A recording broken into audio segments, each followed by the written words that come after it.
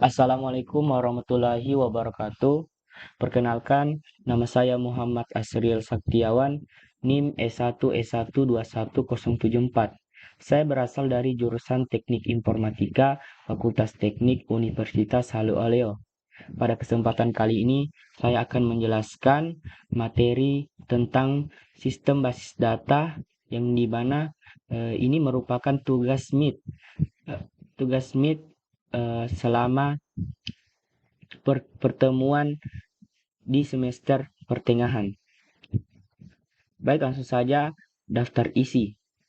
Jadi di sini saya mempunyai 5 materi, yaitu yang pertama introduction, yang kedua relational model, yang ketiga database design, yang keempat relational database design, dan yang terakhir normalisasi. Introduction. Kelemahan sistem file untuk menyimpan data, yaitu redundansi dan inkonsistensi, di mana informasi yang sama dalam file yang berbeda, kesulitan dalam mengakses data. Perlu menulis program baru untuk setiap tugas baru isolasi data. Masalah integritas, yaitu kendala integritas, misalnya saldo akun lebih besar dari 0, menjadi terkubur secara eksplisit. Sulit untuk menambahkan batasan baru atau ubah yang sudah ada. Kelemahan sistem berkas untuk menyimpan data atau lanjutan. Yang pertama, optimisitas pembaruan, yaitu pembaruan keadaan tidak konsisten. Yang kedua, akses bersamaan jika tidak terkontrol dapat menyebabkan inkonsistensi.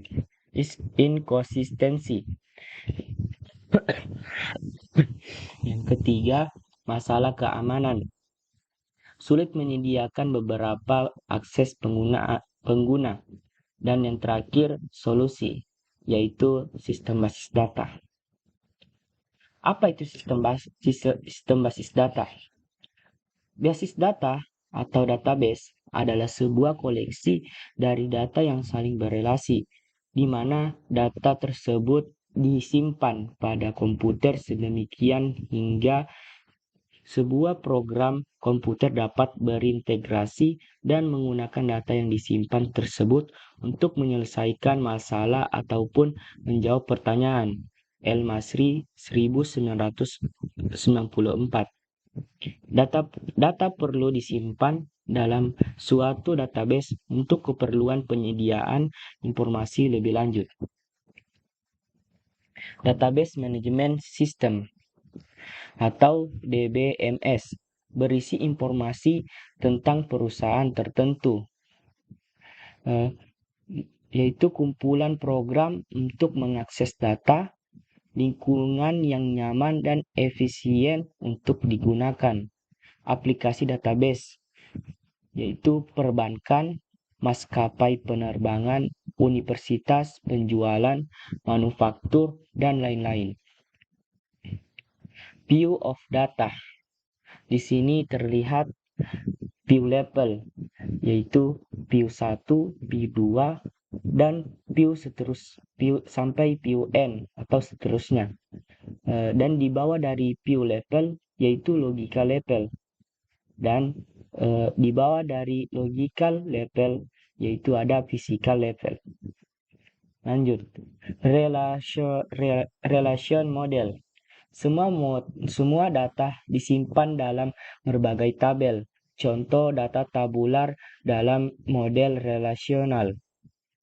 Di sini terdapat tabel yang berisi 4 kolom, yaitu kolom ID, name, dep name, dan salary. Keempat kolom ini merupakan kolom, yaitu kolom ID itu kolom 1, name kolom 2, dep name kolom 3, salary kolom 4. Dan untuk isi-isi dari 4 kolom ini disebut rows.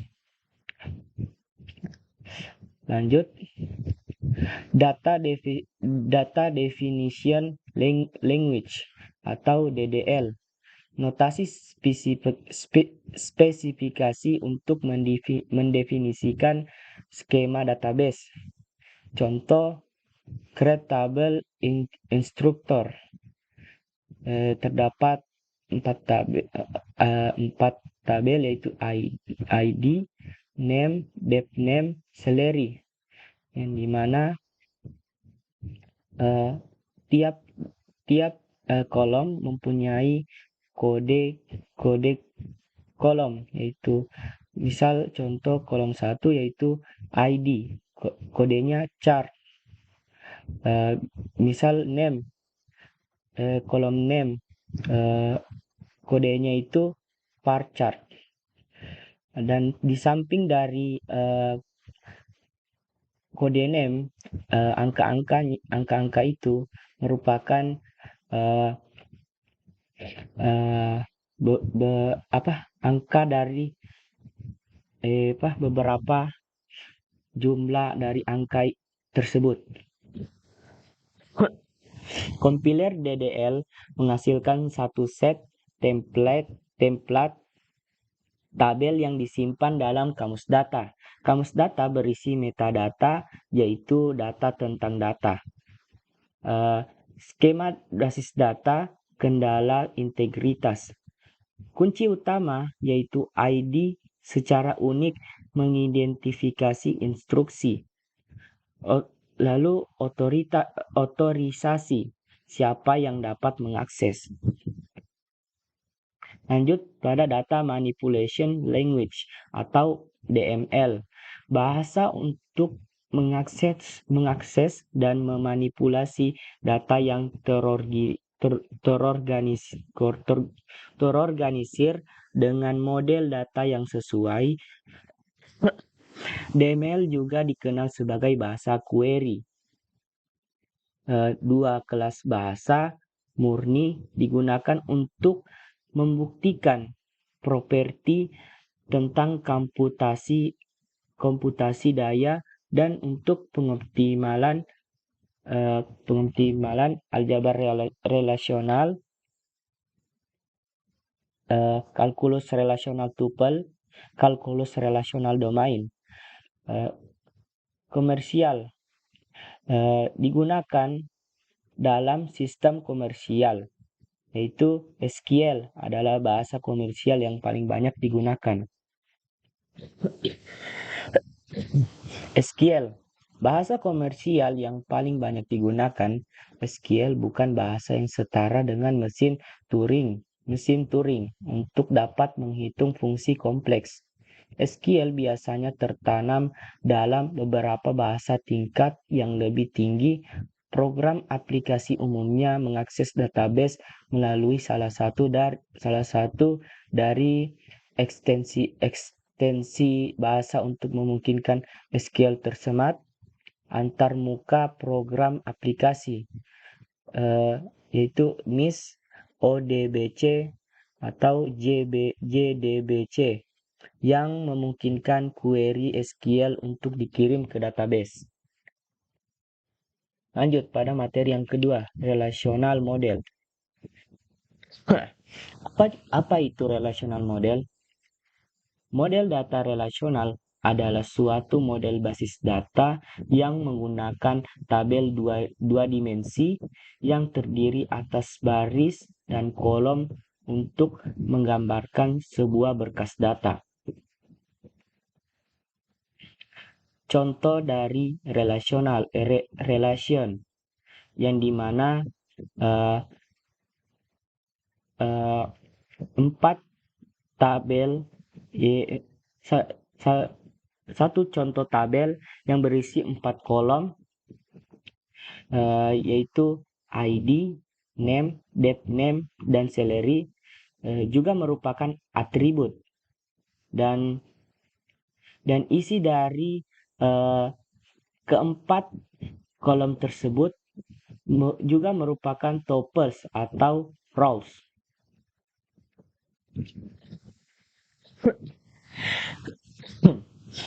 Atribut type, himpunan nilai yang diperbolehkan untuk setiap atribut disebut domain dari atribut. Nilai atribut biasa harus atomik, itu adalah tak terpisahkan. Nilai khusus 0 adalah anggota dari setiap domain. Diindikasikan bahwa nilainya tidak diketahui. Nilai 0 menyebabkan komplikasi dalam definisi banyak operasi. Apa itu case? Case adalah dipahami sebagai tanda pengenal untuk mengidentifikasi sebuah baris di dalam tabel, artinya masing-masing baris data pasti dan harus memiliki tanda pengenalnya sendiri.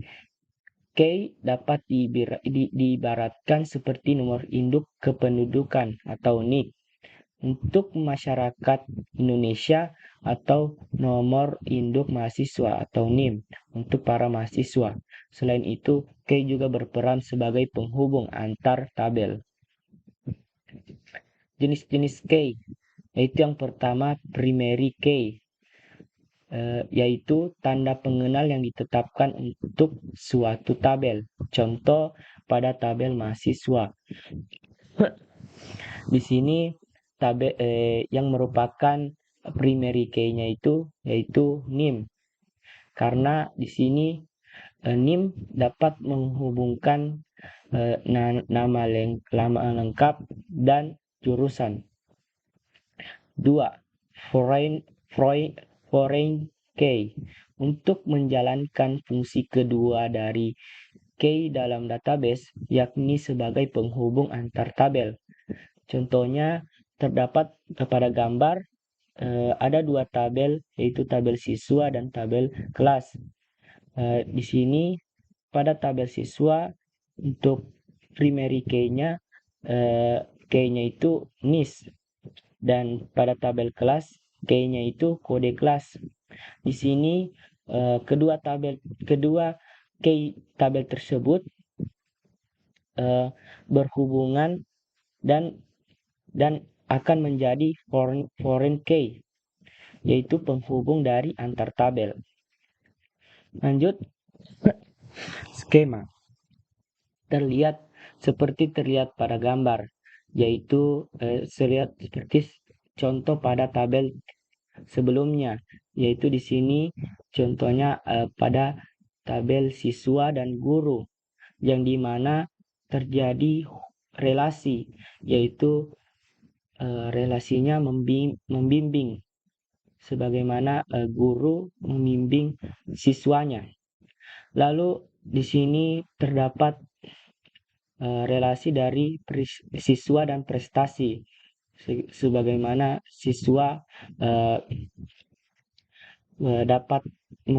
dapat menghasilkan prestasi, dan di sini juga dapat terlihat relasi daripada tabel siswa dan lomba. Di sini relasinya siswa dapat mengikuti lomba. Lanjut. Pada relational query language, yaitu bahasa query relasional menggunakan aljabar relasional untuk menghentikan permintaan pengguna dan menginstruksikan DBMS untuk mengeksekusi permintaan tersebut. Ini adalah bahasa yang digunakan pengguna untuk berkomunikasi dengan database. Bahasa query relasional ini bisa prosedural atau non-prosedural. Operasi pemilihan baris atau tupel. Contohnya seperti terlihat pada gambar, yaitu relation R, terdapat satu tabel yaitu 4 kolom dan 4 baris, di mana kolomnya itu kolom A, B, C, dan D. dan barisnya merupakan rows.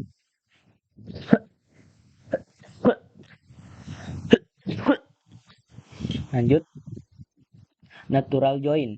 Natural join memberikan hasil berdasarkan kolom dengan nama yang sama dan tipe data yang sama yang ada pada tabel yang akan digabungkan.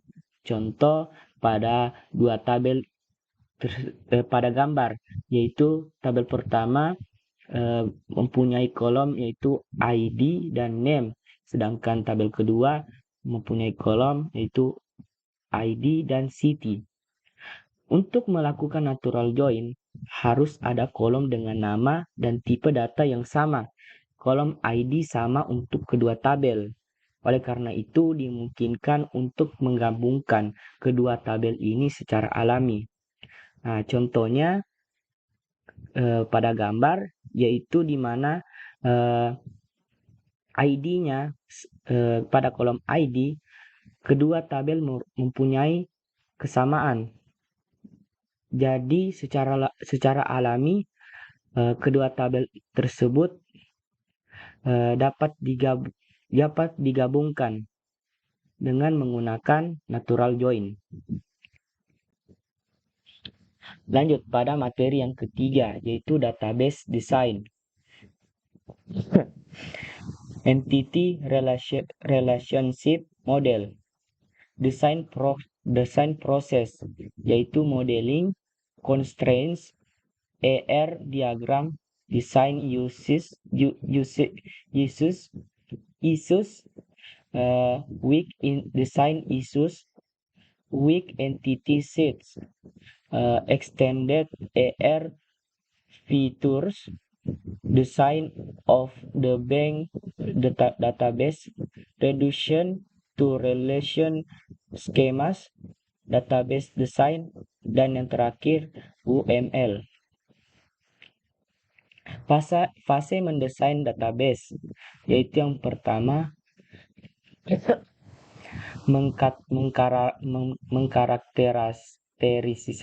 mengkarakterisasi sepenuhnya kebutuhan data calon pengguna database.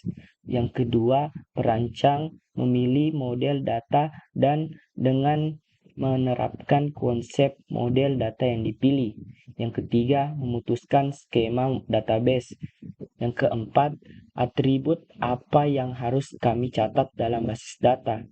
Yang kelima, skema hubungan apa yang harus kita miliki dan bagaimana. Dan yang terakhir, memutuskan tata letak fisik basis data. ER diagram. Diagram ER biasanya berhubungan langsung dengan diagram data flow untuk menampilkan konten data store. Ketiga hal tersebut dapat membantu memvisualisasikan bagaimana data saling terhubung dan berguna untuk mengonstruksi basis data relasional. Komponen penyusun, yaitu yang pertama entitas, yaitu kumpulan objek yang dapat diidentifikasikan secara unik atau saling berbeda. Yang kedua, atribut. Setiap entitas pasti mempunyai elemen yang disebut atribut yang berfungsi untuk mendeskripsikan karakteristik dari entitas. Yang ketiga, relasi. Hubungan antara sejumlah entitas yang berasal dari himpunan entitas yang berbeda. Yang keempat, garis, yaitu garis yang menghubungkan antar atribut untuk menunjukkan hubungan entitas pada diagram ER.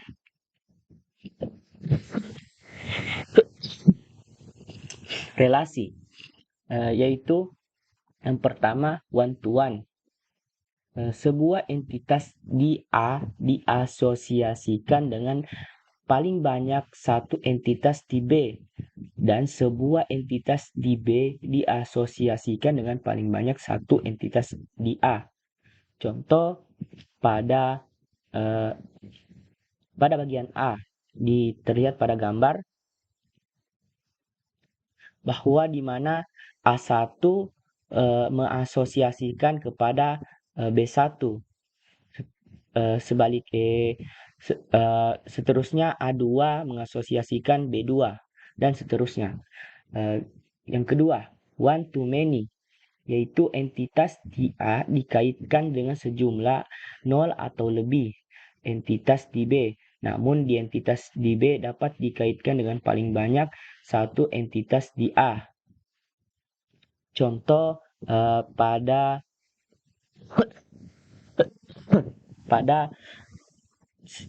bagian B, yaitu terlihat pada gambar di bagian di tabel di A1 dapat mengasosiasikan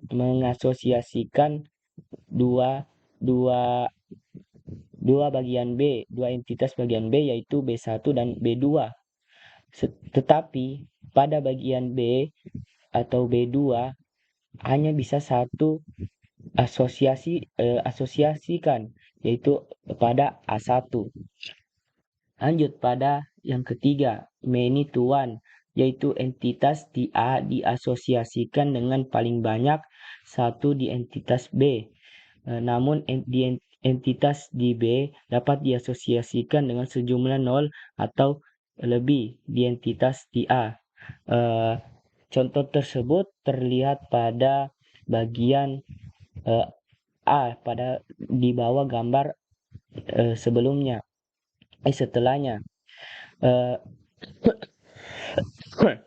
Di sini merupakan kebalikan dari one to many. Langsung saja pada bagian 4, many to many. Suatu entitas di A dikaitkan dengan sejumlah 0 atau lebih entitas di B, dan di entitas di B dikaitkan dengan sejumlah 0 atau lebih di entitas di A. Contohnya pada bagian B, yang dimana A1 dapat mengasosiasikan lebih dari 0, lebih dari 0. Lalu B1 juga dapat mengasosiasikan lebih dari 0, lebih dari 0. Lanjut. Relationship set up advisor. Contoh ada dua tabel, yaitu instructor dan student, yang dimana pada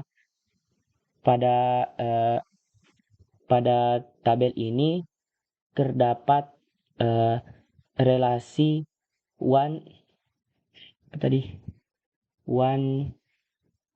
to one dan one to many, yang dimana one to one-nya itu pada bagian nama instruktur Craig dan pada student Tanaka. Dan untuk relasi one to many-nya yaitu pada instruktur Katz dan pada student Sankar. Yang merupakan instruktur Katz dapat menghubung dua dari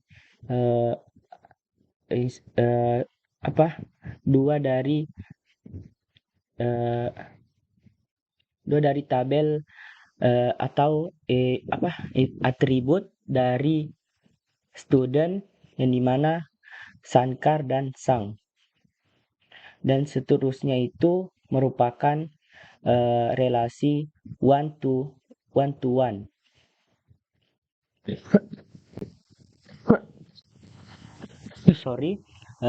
Sebelumnya pada bagian R diagram, yang dimana contohnya terlihat pada gambar, dapat sebuah entitas dan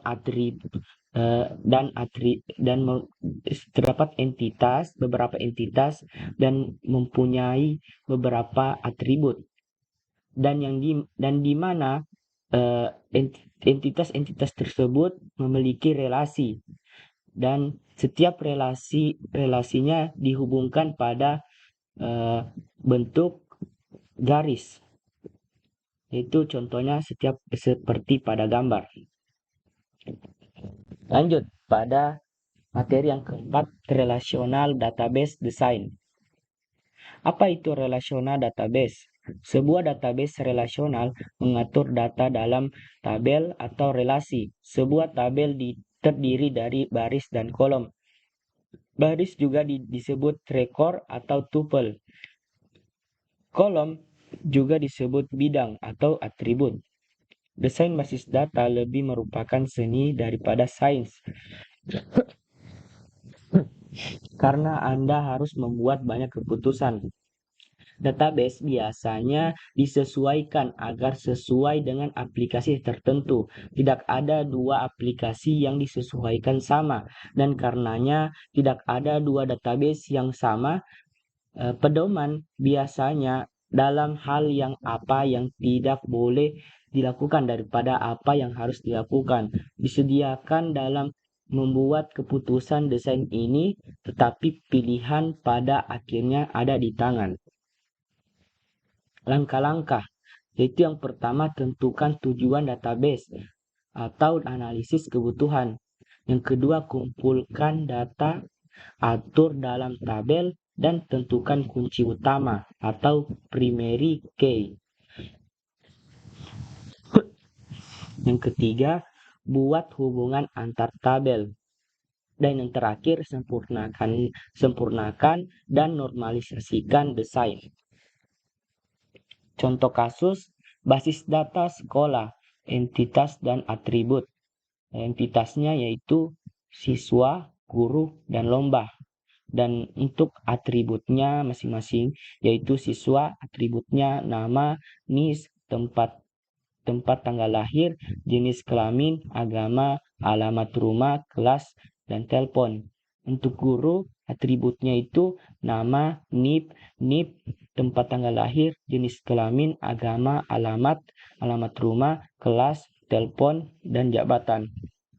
Dan untuk entitas lomba yaitu jenis, tahun, untuk atributnya jenis, tahun, dan tingkatan. Contoh kasus basis data sekolah, diagramnya. Dan di sini terlihat pada tiga tabel yaitu siswa, guru, dan lomba. Di sini terdapat dua relasi yaitu pada relasi siswa dan guru, yaitu saling membimbing. Dan terlihat pada relasi yang kedua yaitu siswa dan tabel siswa dan tabel lomba, yang dimana relasinya itu saling mengikuti. Lanjut, ER diagram. Seperti tadi contohnya yaitu siswa dan guru mempunyai relasi yaitu membimbing. Lalu di sini siswa dan lomba, entitas siswa dan lomba mempunyai relasi yaitu mengikuti. Dan yang terakhir terdapat relasi baru yaitu prestasi, yang dimana di relasi siswa dan lomba terdapat relasi baru yaitu prestasi, dikarenakan dengan siswa mengikuti lomba dapat menghasilkan prestasi. Yang terakhir pada materi normalisasi. Apa itu normalisasi? Normalisasi merupakan sebuah teknik logikal desain dalam sebuah basis data yang mengelompokkan atribut dari berbagai entitas dalam suatu relasi. Setiap membentuk struktur relasi yang baik tanpa redundansi atau pengulangan data, serta sebagian besar ambiguity bisa dihilangkan. Normalisasi database adalah proses pengelompokan atribut data untuk membentuk entitas sederhana, non-redundan, fleksibel, dan mudah beradaptasi sehingga dapat dipastikan bahwa database yang dibuat berkualitas baik. Normalisasi database terdiri dari banyak bentuk. Dalam ilmu basis data ada setidaknya 9 bentuk normalisasi yang ada, yaitu 1NF, 2NF, 3NF, EKNF, BCNF, 4NF, 5NF, DKNF, dan yang terakhir 6NF. Tahapan normalisasi, yaitu yang pertama bentuk tidak normal, yaitu yang kedua 1NF atau first normal form, yang ketiga 2NF, dan yang terakhir 3NF. Penjelasan bentuk tidak normal. Bentuk tidak normal atau unnormalized merupakan kumpulan data yang direkam tidak ada keharusan dengan mengikuti suatu format tertentu. Pada bentuk tidak normal terdapat repeating group atau pengulangan grup, sehingga pada kondisi ini data menjadi permasalahan dalam melakukan manipulasi data atau insert, update, dan delete, atau biasa disebut anomali. Penjelasan 1NF. 1NF mensyaratkan beberapa kondisi dalam sebuah database. Berikut adalah fungsi dari bentuk normal pertama ini, yaitu yang pertama menghilangkan duplikasi kolom dari tabel yang sama. Yang kedua, buat tabel terpisah untuk masing-masing kelompok data terkait dan mengidentifikasi setiap baris dengan kolom yang unik atau primary key. 2NF. Syarat untuk menerapkan normalisasi bentuk kedua ini adalah data telah dibentuk dalam 1NF. Berikut adalah beberapa fungsi normalisasi 2NF, yaitu yang pertama, menghapus beberapa subset data yang ada pada tabel dan menempatkan mereka pada tabel terpisah. Yang kedua, menciptakan hubungan antara tabel baru dan tabel lama dengan menciptakan foreign key. 3. Tidak ada atribut dalam tabel yang secara fungsional bergantung pada kandidat key tabel tersebut. Dan yang terakhir penjelasan 3NF. Pada 3NF tidak diperkenankan adanya partial transitive dependency. Dalam sebuah tabel, transitive dependency biasanya terjadi pada tabel hasil relasi atau kondisi di mana terdapat 3 atribut A, B, C. Kondisinya adalah A lebih besar dari B dan A menghasilkan B dan B menghasilkan C. Maka C dikatakan sebagai transitive dependency terhadap A melalui B. Intinya pada 3NF ini, jika terdapat suatu atribut yang tidak tergantung pada primary key tapi bergantung pada file yang lain, maka atribut-atribut tersebut perlu dipisah ke tabel baru. Dan terakhir, selesai.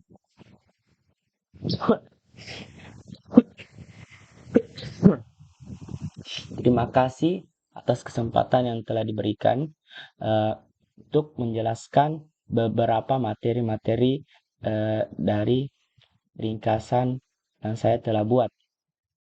Apabila ada kesalahan kata, mohon dimaafkan. Sekian dari saya. Wassalamualaikum warahmatullahi wabarakatuh.